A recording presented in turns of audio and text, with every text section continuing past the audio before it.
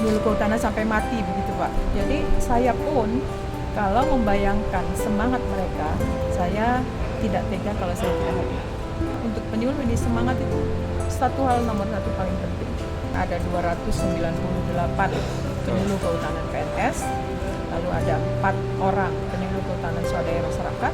Teman-teman saya penyuluh ini adalah orang yang membawa bahasa regulasi ke dalam bahasa tapak. Bahasa-bahasa regulasi ini bisa dipahami dengan baik, itulah tantangan seorang penyuluh.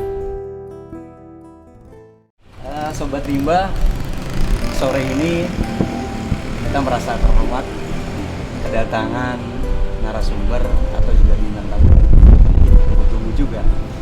Ini ada di samping saya, energik, cantik. Ya.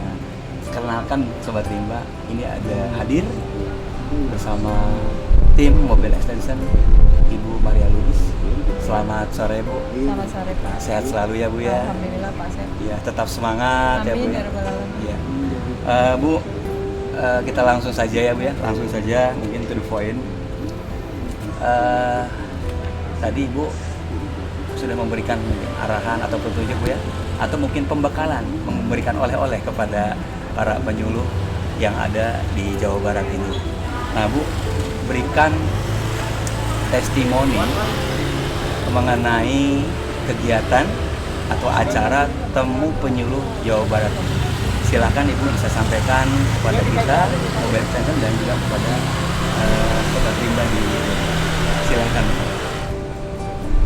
Luar biasa ya, tadi disebutkan ada 298 penyuluh kehutanan PNS, lalu ada 4 orang penyuluh kehutanan swadaya masyarakat. Penyuluh kehutanan swadaya masyarakat itu kan umumnya adalah penyuluh kehutanan PNS yang sudah purna tugas. Tapi mereka ini masih ingin menyuluh, makanya panjangannya biasanya mereka mengatakan adalah penyuluh kehutanan sampai mati begitu Pak, PKSM gitu. Mereka juga hadir. Demikian juga tadi bahkan ada satu jabatan fungsional pengendali ekosistem hutan atau PEH yang hadir. Jadi saya pun kalau membayangkan semangat mereka, saya tidak tega kalau saya tidak hadir. Begitulah kira-kira ikatan yang kami inikan, karena untuk penyuluh ini semangat itu satu hal nomor satu paling penting. Karena tanpa semangat, karena banyak sekali tantangan di lapangan. Bagaimana Bapak membayangkan bahwa teman-teman saya penyuluh ini adalah orang yang membawa bahasa regulasi ke dalam bahasa tapak, bahasa tingkat tapak. Jadi oleh karena itu bagaimana mereka mencerna, bagaimana mereka kemudian memformulasi supaya bahasa-bahasa regulasi ini bisa dipahami dengan baik, itulah tantangan seorang penyuluh. Terutama memang ini ada apa ya Bu, sebuah seni sebetulnya untuk menyampaikan itu. Iya, memang ini harus kembali kepada masing-masing ya Mas ya. Ada mungkin saya punya pengalaman juga, memang saya pernah mendampingi suami saya di tingkat tapak ya. Waktu itu suami saya menjadi kepala daerah, jadi saya paham betul bagaimana needs-nya masyarakat itu. Ketika misalkan kita datang untuk memotivasi mereka dengan tulus, itu bagi mereka itu luar biasa. Jadi melihat kegembiraan mereka dengan kedatangan, dengan motivasi yang tulus, bagi kita yang datang pun itu sebuah hal yang sangat berharga. Jadi kemudian ketemu, maka ketika ada bidding di Kementerian LHK dan lowongan untuk jabatan kepala pusat penyuluhan itu tersedia, saya kemudian mencoba untuk tertarik gitu ya.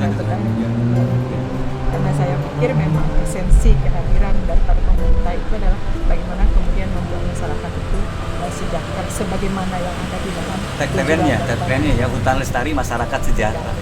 Nah, yang paling utama Bu, ini mungkin kata kuncinya apa sih Bu yang harus disampaikan itu? Apakah nanti kemasannya harus menarik ke masyarakat itu, atau cukup dengan mendatangi, nah regulasinya disampaikan sudah di situ saja, atau mungkin harus ada lah Bu, ini apa mungkin package-nya ya? Iya, yang pertama tentu kita harus menguasai substansi ya Mas. Produk knowledge-nya begitu ya? Tanpa kita menguasai substansi, maka mungkin kita akan gagap ketika pertanyaan masyarakat itu kemudian masih dalam. Kita nggak bisa antisipasi terkait dengan hal itu. Maka kita harus menguasai betul, seorang penyuluh harus menguasai substansi dengan baik. Lalu kemudian bagaimana teknik menyampaikan.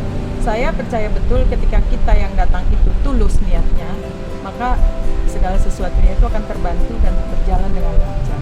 Dan yang pertama, yang paling penting kita ingat itu adalah bagaimana kemudian muncul trust, kepercayaan dari masyarakat terhadap apa yang kita sampaikan.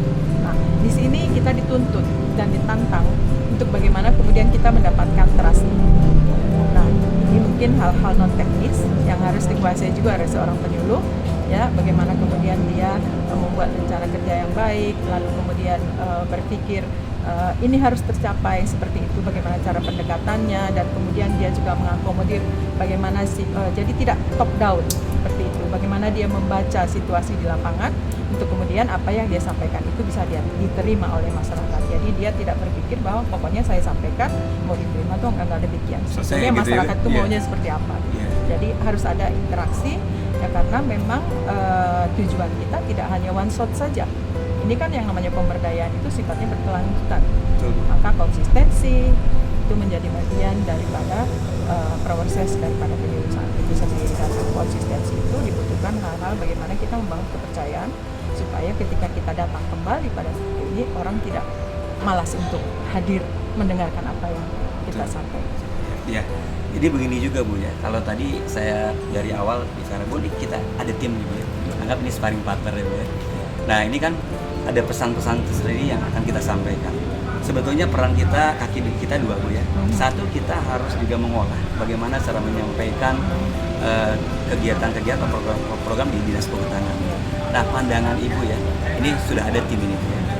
Ini kemarin juga sempat saya tanyakan kepada Pak Hendro, sebetulnya kalau ada yang bilang kepada kita, ini sebenarnya bukan melanggar rambu-rambu ya Bu ya.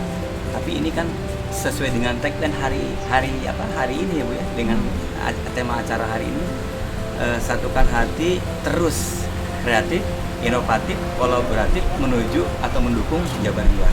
Nah pandangan Ibu Bu, setelah mohon maaf ya, ini mungkin sepintas saja lihat tim ini, kemudian mungkin tadi kapten kita adalah Pak Yuda, menurut Ibu gimana Bu? Iya, begini, jadi proses pendampingan yang dilakukan oleh para penyuluh kepada kelompok tani di tingkat tapak itu ada dasarnya, peraturan menteri. Peraturan menterinya itu adalah Peraturan Menteri Lingkungan Hidup dan Kehutanan nomor P89 tahun 2019. Maka kemudian di situ ada step by stepnya, seperti apa seorang penyuluh melakukan pendekatan. Biasanya itu kita dasarkan pada 3 kelola. Kelola kelembagaan, kelola kawasan, dan kelola usaha. Ujungnya adalah kelola usaha, Mas. Karena supaya apa? Supaya masyarakat mampu memanfaatkan potensi tempat untuk kemudian menjadikan memberikan tambahan ekonomi kepada mereka, dan kemudian kemandirian itulah setelah mendapatkan perputaran ekonomi itu, kemandirian itulah yang kita tunggu seperti itu. Nah, salah satu ukuran daripada kemandirian itu adalah ketika mereka mampu menghasilkan produk-produk yang baik. Ya, kalau mungkin yang baik itu bagaimana sih bahasanya, mungkin yang terstandarisasi ya, karena produk sudah terstandar, dan kemudian itu diterima oleh pasar, baik pasar dalam negeri maupun pasar ekspor. Maka untuk itu semua seorang penyuluh itu tentu ditantang produksi, panen, pasca panen, dan pemasaran. Nah, ini adalah satu proses yang sangat panjang, dan di setiap tahapan ini butuh tantangan-tantangan tersendiri yang spesifik. Nah, bagaimana kemudian seorang penyuluh mampu mengintegrasikan semua needs di seluruh rangkaian ini untuk kemudian match dengan kebutuhan seorang petani. Nah, tadi saya juga di sana berbicara terkait salah satu tantangan kita saat ini adalah pasar. Jadi produk kelompok tani itu sudah banyak. Ada, kalau di pusat penyuluhan kita membagi secara garis besar itu ada 14 kelompok komoditi, mulai dari agroforestry, kemudian lebah madu, dan kemudian aren, kopi, dan seterusnya. Nah, sekarang setelah ada ini, kan kemudian perlu dipasar dong. Kita nggak akan dapat money kalau tidak bisa memasarkan seperti itu. Maka kemudian bagaimana caranya? Kami di pusat penyuluhan itu menyediakan apa yang disebut dengan Foresta Mart. Itu adalah satu ajang atau etalase untuk menyajikan produk-produk kelompok tani. Namun kami tidak menyediakan ruang untuk transaksi. Ya, kami hanya mencantumkan di situ misalkan nomor HP-nya berapa. Terkait dengan apa yang dilakukan oleh Jawa Barat ini, menurut saya ini sebuah inovasi yang bagus. Ya. Sebentar Bu, saya Sobat Rimba nih ya, ini baru satu kata dari Ibu Maria yang hadir pada kesempatan kali ini. Ini sudah memberikan apresiasi dengan keberadaan mobile extension ini. Jadi saya sih kasih applause dulu buat Ibu. Terima kasih banyak nih. Jadi aduh ini saya merasa bangga karena kita ini baru seumur jagung, baru dari bulan September ya. Tapi sudah ada apresiasi yang mungkin 2 kata itu sudah cukup membanggakan. Mungkin ini juga mendorong ya buat sahabat-sahabat, buat teman-teman. Jadi perlu nanti ke depan arahannya dari beliau gitu. Bu, dilanjutkan lagi Bu. Tadi mohon maaf saya karena Sobat Rimba nih perlu kasih semangat gitu Bu. Ya. Karena bukan apa-apa Mas. Kadang-kadang pasar itu bisa saja dia tidak membeli karena tidak mengenal, ya, atau bisa saja dia tidak butuh, atau bisa saja daya belinya tidak ada, seperti itu. Maka bagaimana kita kemudian mengetahui ini kan sebuah info yang gelap. Betul. Tapi dengan masuknya kita jemput bola, Betul. di samping ini memperkenalkan dan memposisikan bargaining posisi daripada produk-produk yang dihasilkan oleh kelompok tani itu juga harus kita buat supaya orang tidak berpikir produk kelompok tani ya dia langsung underestimate seperti itu, bisa seperti itu kan. Tapi kalau misalnya dipajang seperti ini dan dia lihat dengan mata kepala sendiri, oh ya kemasannya bagus, harganya juga bisa terjangkau, why not gitu. Ya, dan apalagi kalau dibangun dengan keberpihakan, produksi sendiri, produksi rakyat sendiri, kecintaan terhadap produk-produk yang dihasilkan oleh kita sendiri itu dibangun. Saya kira itu luar biasa dampaknya. Dan dengan jemput bola seperti ini, itu akan kemudian diperkenalkan, lalu kemudian tentu kita berharap dari perkenalan itu ada impact yang positif untuk kemudian nanti tingkat permintaan menjadi meningkat, yang memang juga konsumennya seleranya mungkin seperti ini sambil duduk-duduk sambil beli. Sekarang eranya sudah sangat bervariasi Mas. Betul. Ya, kalau kita bicara preferensi konsumen itu sudah sangat luas ya. Dan bagaimana kemudian yang penting itu kita bisa match dengan apa yang dibutuhkan oleh pasar. Saya kira ini sebuah begini Bu ya. Ini kita bukan mau ini ya, Sobat Rimba sebentar ya nih. Kita mau curhat nih sama Ibu ya. Memang tadi Ibu bicara ini sudah jalan, betul Bu, kita sudah jalan. Malahan kita curi start sebelum segala sesuatunya dipersiapkan. Ini terlebih Kapten kita nih Pak Yuda ini sudah mendorong sahabat-sahabat ini, yuk kita jalan aja.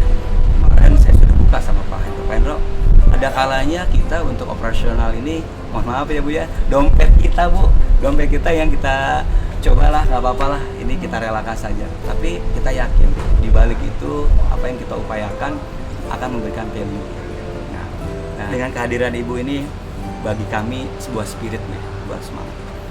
Tanpa mengurangi rasa hormat kami kepada Ibu, terima kasih banyak Bu, saya sangat terharu, bangga gitu ya. Tadinya kita nggak nyangka mungkin Ibu Kapusluh nggak akan juga turun ke sini, tapi alhamdulillah kebanggaan ya buat kita semua. Sekali lagi kebanggaan buat kita semua, apalagi ini kita rekam dan nanti kita akan coba share ke masyarakat gitu Bu ya. Ini mungkin terakhir Bu, kita pengen tahu dengan adanya temu penyuluh kehutanan Jawa Barat ini, harapan Ibu seperti apa? Ya, Sobat Rimba, selamat sore. Untuk pertanyaan terakhir ini, saya akan menyampaikan sebagai berikut. Pertama, seorang penyuluh itu harus mandiri, ya, mandiri. Mandiri itu dalam arti itu kan jabatan atau jabatan fungsional. Jabatan fungsional yang tupoksinya sudah tertentu dan sudah ada, dan juknisnya pun sudah tertentu. Sekarang kemampuan seorang penyuluh kehutanan untuk menginterpretasikan apa yang harus dia bawa ke lapangan, di situ memang salah satu tantangan. Maka bagi kita itu perlu, kadang-kadang itu adalah capacity building, ya, capacity building sesuai dengan needs-nya para penyuluh itu. Maka biasanya kita di pusat penyuluhan itu adalah di awal tahun itu mencoba mengcompile. Ketika misalkan di depannya ada hujan, kemudian tidak bisa menyeberang, langkah apa yang harus dia ambil misalnya seperti itu.